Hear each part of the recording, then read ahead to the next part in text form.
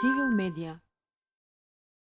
Имаше навистина многу големи очекувања дека после 11 години назадување и владење кое што покажуваше евидентни, многу очигледни елементи на фашизам и покрај популистичкиот призвук на овој термин и избегнувањето на луѓето вообичаено да го употребуваат, значи после сите тие години очекувавме дека ќе се случи промена која ќе биде револуционерна, коренита, системска, сеопфатна, повеќе слојна, а не само чекање по површината на проблемот.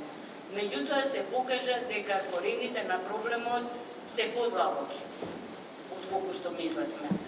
И дека всушност воопшто не станува збор за партиско едноумие, како што сакавме или милувавме да кажеме, или за партизација на државата. Всушност, според мое мислење, во Македонија воопшто и не постојат политички партии. Туку има етноплеменски кланови, кои што се нарекуваат политички партии. Тие под превезот на политичка борба за освојување на власта, всушност зацкриваат борба за освојување на територијата.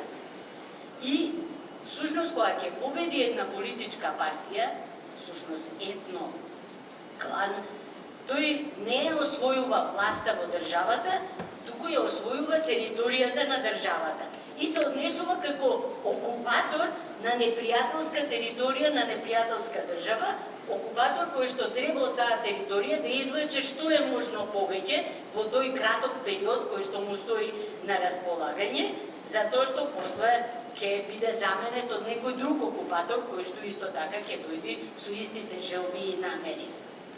За да покажат дека ја освоиле непријателската територија, прво ја бојат со своите бојки. Знаете, некој од вас игра покемон, така ќе дојдат на едно место и ќе обојат жолто, црвено, зелено, плаво.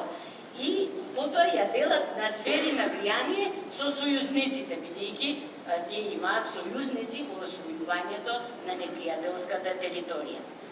Ова, според мое мислење, кореспондира со нивото на развој на генералната свест, која што кај нас е застанато токму таму на тие етноплеменски односи. Односно, кога ќе се освои непријателската територија, секое племе од една етничка заедница се ги носи со себе своите племенски другарчиња. Па се создава некој штипски клан, па струмички, па битолски, па прилепски, па кумановски клан. И туку гледаш одеднаш бенефиции за припадниците на една етноплеменска заедница, па на друга.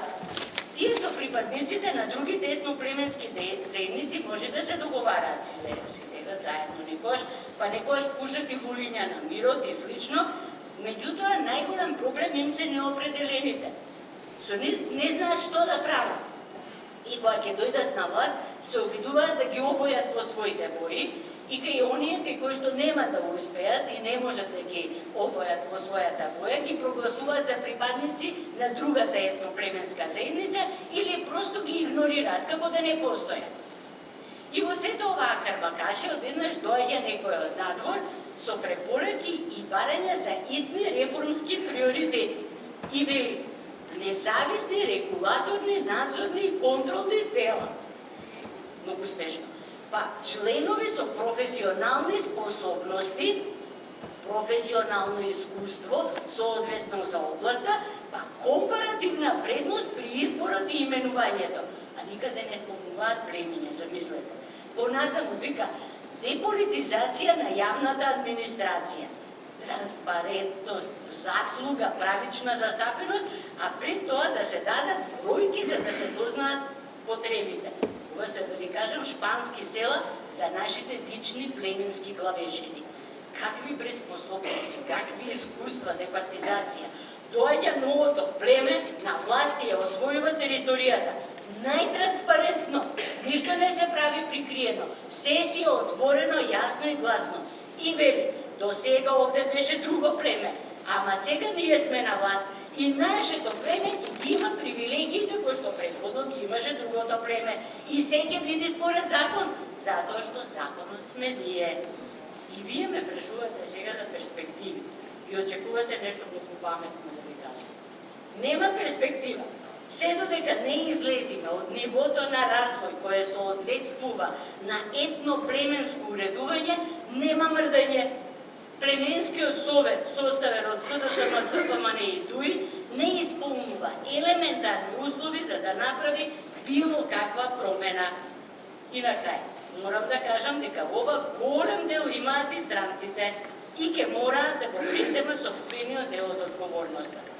Во ниту еден момент вистински не застанаа зад граѓанскиот модел, туку цело време помалку или повеќе кокетира со етничкиот, па дури и со племенскиот дел.